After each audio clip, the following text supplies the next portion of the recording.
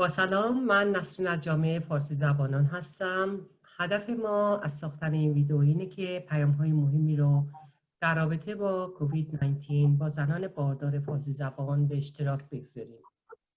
گفتگوی من در این ویدیو با کاترین هاردی هست که خودشون ماما هستن و مسئول سرویس‌های محلی برای زایمان در سراسر منطقه شمال شرقی انگلستان. سوالی که از کاترین میخوام بکنم این هستش که چه پیام‌های فوری رو میخوان با زنان فارسی زبان مطرح کنن و چرا این امر در دوران کووید 19 بسیار مهم است. Hello Catherine.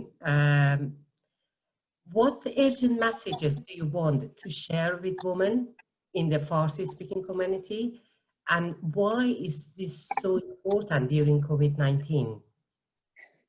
Thank you, Nazreen, and hello to the Farsi speaking community.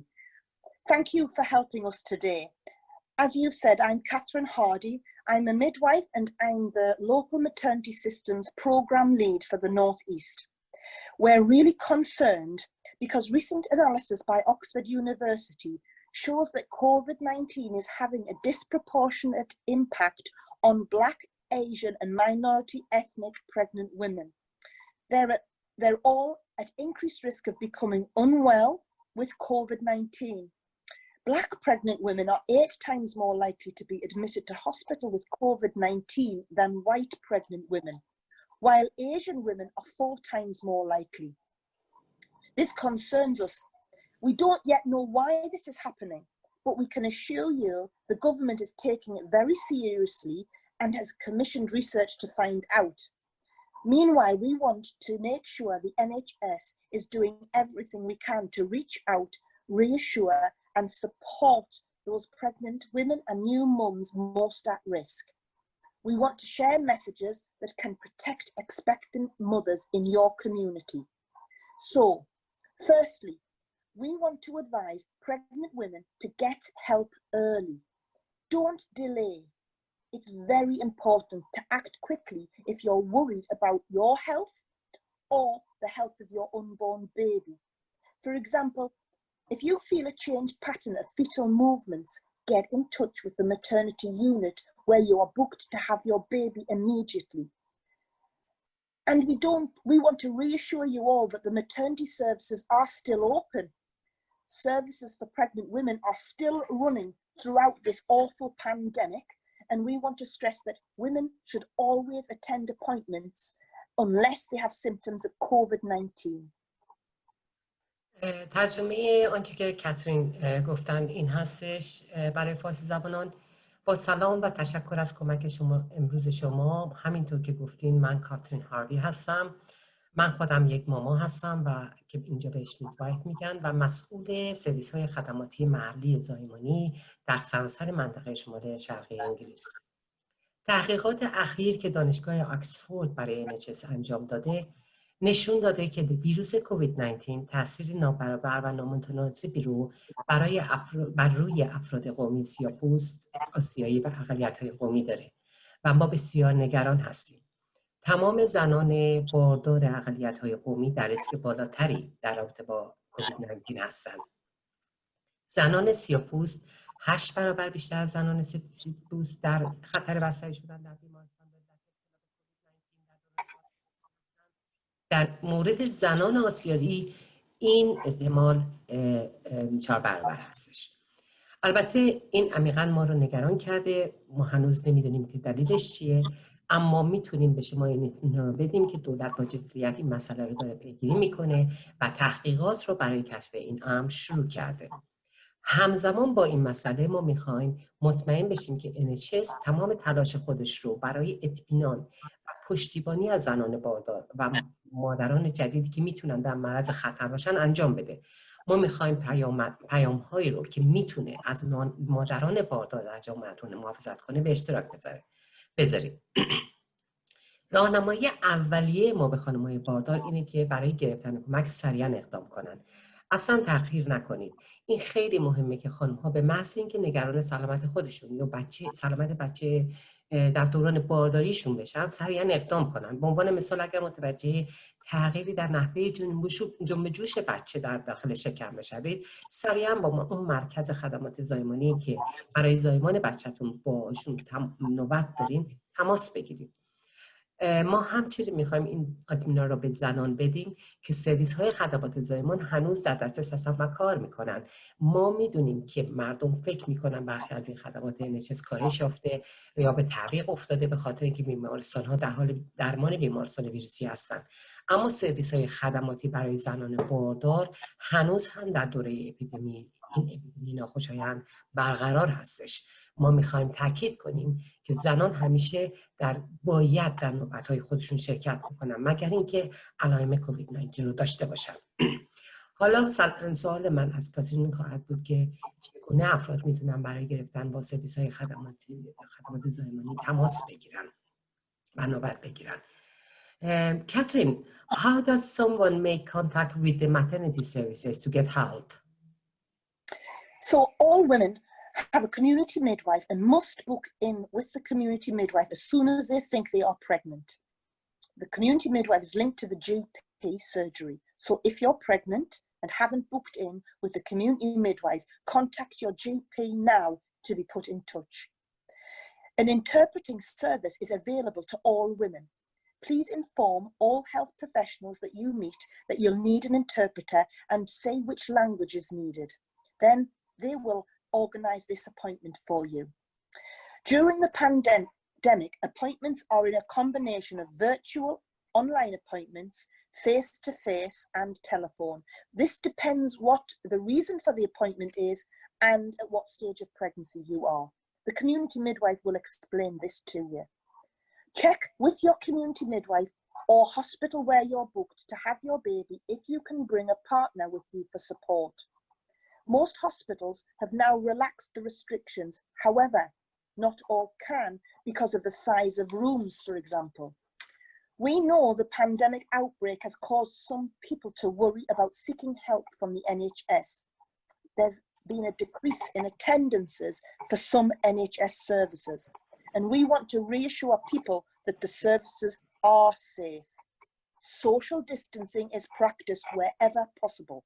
This is why restrictions were in place asking women to attend appointments and scan alone, as the waiting rooms and scan rooms did not allow social distancing to be undertaken. Strict hand washing is in use. Additional hand washing facilities and sterilising gel is available all over the hospital. Face masks are readily available at entrance at hospitals. All staff wear personal protective equipment, PPE, and change between each patient. There is enough PPE. Rooms are disinfected after each woman. Equipment is disinfected between each woman. And all patients are swabbed to test if they have COVID-19, even if they don't have any symptoms. Vitamin D is important for health. Women low in vitamin D may be vulnerable to COVID-19. So women with darker skin or those who always cover their skin when outside may be at particular risk of vitamin D deficiency and should consider taking a daily supplement of vitamin D all year round. Vitamin D is found in a small number of foods such as oily fish, red meat, liver, eggs, and fortified foods such as fat spreads and breakfast cereals which have added vitamins added. Or you can consider taking 10 micrograms, similar to that, of vitamin D a day. You can buy those supplements from supermarkets and pharmacies, but don't take more than the recommended dose of vitamin D. Can damage the bones and kidneys and heart. But you can't overdose on vitamin D through exposure to sunlight. حالا من این رو ترجمه میکنم. همه زنان دارای یک ماما در جامعه هستن که اینجا بهشون میگن کامیونیتی میدوایف. به محض اینکه زنان فکر کنن که ممکنه باردار بشن باید با کامیونیتی میدوایف نوبت بگیرن. کامیتی میدوایف ها که همون ماما هستن در ارتباط با پزشک عمومی کار میکنن. بنابراین اگر شما باردار هستین و هنوز برای داشتن ماما اقدام نکردین، همکنون با پزشک عمومی خودتون اطلاع بدین، تماس بگیرین، اطلاع بهشون بدین تا شما رو در ارتباط با یک ماما یا همون کامیتی میدوایف قرار بدن. سرویس های ترجمه برای همه زنان در دسترس هستش. شما میتونید مترجم داشته باشین.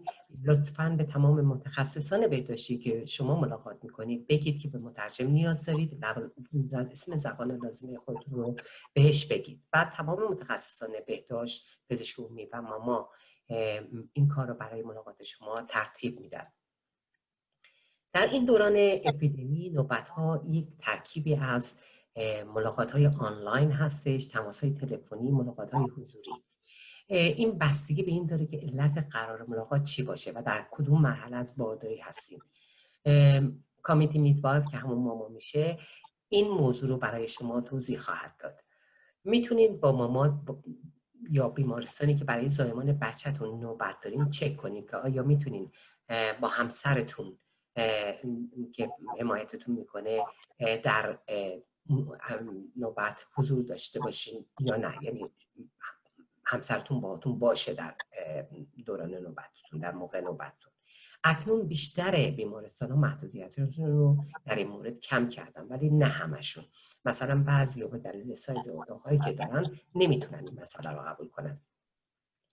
ما میدونیم شیوع این بیماری همگیر باعث شده که برخی از افراد نگران درخواست کمک از NHS باشن و در برخی از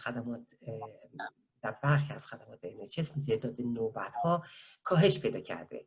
ما می‌خوایم به همه مردم این اطمینان رو بدیم این سرویس‌ها بی خطر هستن، چون رعایت فاصله اجتماعی در همه مکان‌ها به اون صورتی که مقدور باشه انجام میشه. بنابراین بعضی موقع‌ها محدودیت‌هایی وجود داشت که از زنان می‌خواستن که تنهایی در جلسات پزشکی و اسکناشون شرکت بکنن، به خاطر اینکه رعایت فاصله اجتماعی در اتاق‌های انتظار و اسکن براشون مقدور نبود. شستشوی دست مرتب اونجا انجام میشه. امکانات اضافی برای شستن دست و ژل ضدعفونی در سراسر بیمارستان وجود داره. ماسک صورت به راحتی در ورودی بیمارستان قابل دسترسیه.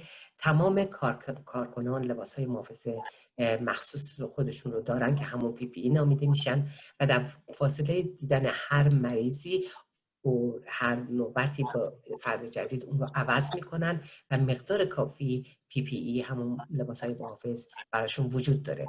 اتاق‌ها در فاصله بین هر نوبت برای نفر بعدی ضد عفونی میشه و تجهیزات هم قبل از استفاده برای نفر بعدی ضد عفونی میشه. از تمام بیماران و کسانی که نوبت دارن تست میگیرن اول تا مطمئن بشن که کووید 19 نداشته باشن، حتی اگر هیچ علائمی نداشته باشید. در مورد ویتامین دی اینو تاکید میکنن که برای سلامتی مهم هستش. زنانی که کمبود ویتامین دی دارن ممکن است نسبت به کووید 19 آسیب پذیرتر باشن. برای همین خانم هایی که پوست تیره دارن یا افرادی که در بیرون خونه بدن و پوست خودشون رو میپوشن ممکنه در معرض کمبود ویتامین دی قرار بگیرن و باید در طول سال یه مکمل روزانه ویتامین دی مصرف کنن. ویتامین دی در تعداد کمی از غذاها مانند ماهی‌های چرب، گوشت قرمز، جگر، زرده تخم‌مرغ و غذاهای غنی شده یافت میشه. مثلا برخی از کره‌ها و سریال‌های صبحانه که ویتامین‌ها بهشون اضافه شده. یا اینکه میتونید روزانه همونطور که عکسش نشون داد 10 میلیگرم ویتامین دی مصرف کنید. میتونید این مکمل‌ها رو از سوپرمارکت‌ها یا داروخانه‌ها خریداری بکنید، اما مصرف بیش از مقدار این 10 میلیگرم از ویتامین دی میتونه مضر باشه و به استخوان‌ها و کلیه‌ها و قلب آسیب برسونه. در ضمن هم بدونید که شما از طریق قرار گرفتن در معرض نور خورشید دچار مصرف بیش از حد مصرف ویتامین دی نمیشید. یعنی دچار مصرف بیش از حد مصرف ویتامین دی نمیشید. کاترین؟ Thank you, Nazreen. So can I remind everyone to call NHS 111 if you have any of these symptoms: raised temperature, in the last 24 hours above 37.8 degrees C, a new dry persistent cough, a loss of smell and or taste, and please follow government advice to prevent the risk of getting COVID-19, washing hands regularly, maintaining social distance and wear a face covering. کاترین توصیه میکنه که اگر هر کدوم از این علائم زیر رو دارید سریعاً با شماره 111 NHS تماس بگیرید. مثلا اگر در ظرف 24 ساعت گذشته درجه حرارت بدنتون بالاتر از 37.8 درجه سانتیگراد باشه، یا اگر دچار یه سرفه مداوم خشک جدید شده باشید که شدید باشه، و اگر حس بویایی یا چشاییتون رو از دست بدید. و خواهشاً توصیه‌های دولت را دنبال کنید تا خطر ابتلا به کووید 19 جلوگیری کنید. مثلا مرتب دستاتون رو بشورید، فاصله اجتماعی را حتما رعایت کنید و صورت خود رو بپوشونید. حالا من یک سوالی رو از کاترین میخوام بکنم در رابطه با داستانهایی که ما تو رسانه‌های اجتماعی شاهد هستیم که مثلا کووید 19 ساخته انسانه و هدف ژنتیکی اون جامعه اقلیت‌های قومی که همون BME اینجا میگن میباشه. اگر این ویروس طبیعیه چرا بیشتر افراد BME رو تحت تاثیر قرار میده؟ و همچنین ما داستانهایی میشنویم که افراد BME مخفیانه به عنوان خوب ژنتیک برای آزمایش‌های داروهای جدید و واکسن‌های کووید 19 مورد استفاده قرار می‌گیرن و همین در وقتی که دسترسی به سرویس‌های NHS دارن به امن به آن مبتلا میشن. و همچنین ادعایی هستش در مورد داروهایی که آدم‌ها رو مسموم میکنه، ایمن میکنه در مورد کووید 19 و این ادعا در حال پخشه و بعضی از مردم این مواد مصرف میکنن و فکر میکنن که با مصرف این داروها دیگه در معرض خطر ویروس نخواهند بود. Catherine, I just want to raise this that we see a story being circulated on social media that COVID-19 is man-made things and genetically targeted the BME community. They say if it's natural virus, why does it affect BME people more? We also see stories that BME people are secretly being used as guinea pigs for testing new drugs and vaccines for the COVID-19, and so people are being deliberately affected with it when they access the NHS.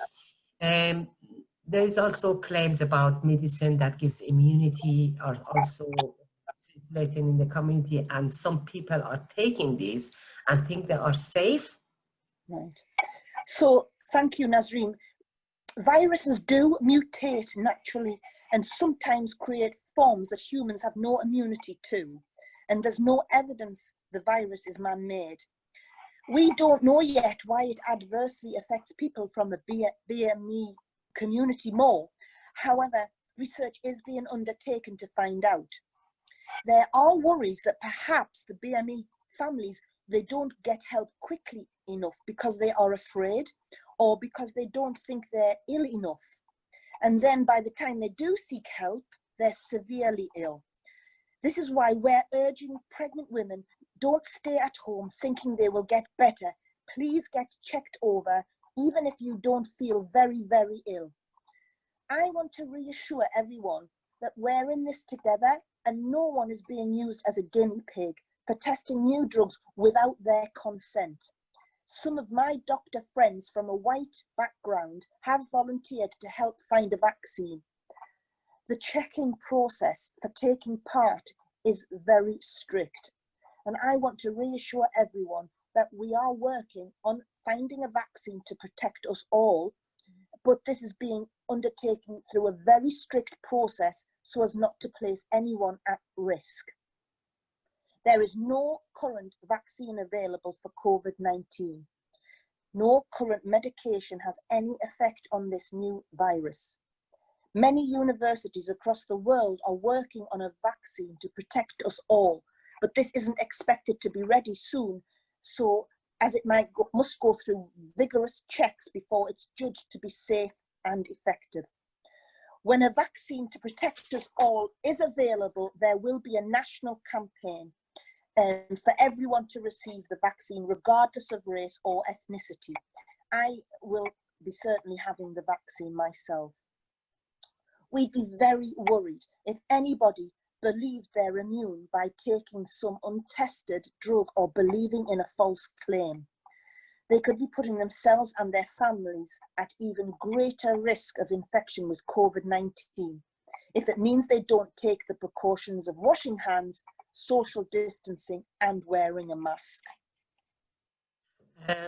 کاترین میگه که ویروس ها به طور طبیعی جهش پیدا میکنن و بعضی اوقات بهش اشکالی تبدیل میشن که انسان نسبت به اونها مسئولیتی نداره. هیچ مدرکی هم وجود نداره که این ویروس ساخته دست انسان باشه. ما هنوز نمیدونیم که چرا این امر بیشتر روی جامعه BME اقلیت‌های قومی تاثیر منفی بیشتری میذاره. با این حال تحقیقات روی این مورد داره انجام میشه. این نگرانی وجود داره که شاید خانواده‌های اقلیت‌های قومی خیلی سریع تقاضای کمک نکنن، زیرا میترسن یا اینکه فکر نمی‌کنن اونقدر مریض به اندازه کافی باشن که تماس بگیرن و موقعی که تصمیم میگیرن که تماس بگیرن موقعی است که به شدت مریض هستن. به همین دلیل هستش که ما به زنان باردار توصیه میکنیم که در خانه نمانن و فکر کنن که خودشون بهتر خواهند شد. لطفاً اگر خیلی هم بیمار نیستین حتما سعی کنید تا چکاپ بشید. من میخوام به همه اطمینان بدم که ما در این مسئله با هم و در کنار هم دیگه هستیم و هیچ کس از اونها به عنوان خوبچه برای آزمایش داروهای جدید بدون رضایت اونها استفاده نمیکنه. برخی از دوستان دکتر من که سفیدپوست هستن داوطلب شدن تا دریافتن واکسن به شما کمک بکنن. روند بررسی شرکت در این امر بسیار دقیق است و من میخوام به همه اطمینان بدم که ما در جستجوی یافتن واکسن برای محافظت از همه ما هستیم، اما این کار از طریق یک فرآیند بسیار دقیق انجام میشه تا کسی در معرض هیچ خطری قرار نگیره. لازم است بگم که در حال حاضر هیچ واکسنی برای کووید 19 در دسترس نیست. هیچ دارویی در حال حاضر تأثیری برای این ویروس جدید نداره و بسیاری از دانشگاه‌ها در سراسر جهان برای محافظت از همه ما روی واکسن کار میکنن، اما انتظار نمیره که به زودی آماده بشه. یا اول باید تحت یک سری آزمایشات شدید و جدید قرار بگیره تا از امن بودن و کارآمدی اون واکسن اطمینان حاصل بشه. زمانی که این واکسن برای محافظت از همه ما در دسترس قرار بگیره، یک کمپین ملی برای اینکه همه این واکسن را دریافت کنند شروع خواهد شد، صرف نظر از نژاد و یا قومیت. کاترین میگه که من مطمئناً واکسن رو خودم خواهم زد. ما بسیار نگران هستیم که اگر کسی باور کنه با مصرف‌های داروهای آزمایش نشده یا اعتقاد به یک سری ادعاهای دروغون ایمنی پیدا میکنه، به خاطر اینکه اونا ممکنه که خود و خانواده‌های خود رو در معرض خطر بیشتری از ابتلا به کووید 19 قرار بدن اگر به این معنی باشه که اقدامات احتیاطی رو در مورد شستن دست‌ها، رعایت فاصله، پوشیدن ماسک رعایت نکنن. حالا من میخوام از کاترین تشکر کنم و برای اینکه این اطلاعات رو در اختیار ما قرار دادم و این پیام‌های مهم رو به اشتراک گذاشتم با ما. Thank you, Catherine, for explaining this to us and sharing these messages. Can I thank you, Nazreen, and the Farsi community. Please do get in touch with me if your community has any other questions or concerns. And we're here to ensure that pregnant women in your community get all the support they need for a safe pregnancy and birth. کاترین میگه که اگر جامعه شما تشکر میکنه اول و از اینکه در این جلسه شرکت کرده و همچنین میگه که اگر شما سوال یا نگرانی رو دارید لطفاً با اون در تماس باشید. ما در اینجا هستیم تا اطمینان حاصل کنیم که زنان باردار در جامعه شما تمام پشتیبانی مورد نیاز خود رو برای بارداری و زایمان سالم دریافت بکنن. در ضمن شما اگر یک سوالی در مورد بارداری و زایمان دارید میتونید به خود من نسرین تماس بگیرید و من از طریق کاترین پاسخ اون رو تهیه میکنم.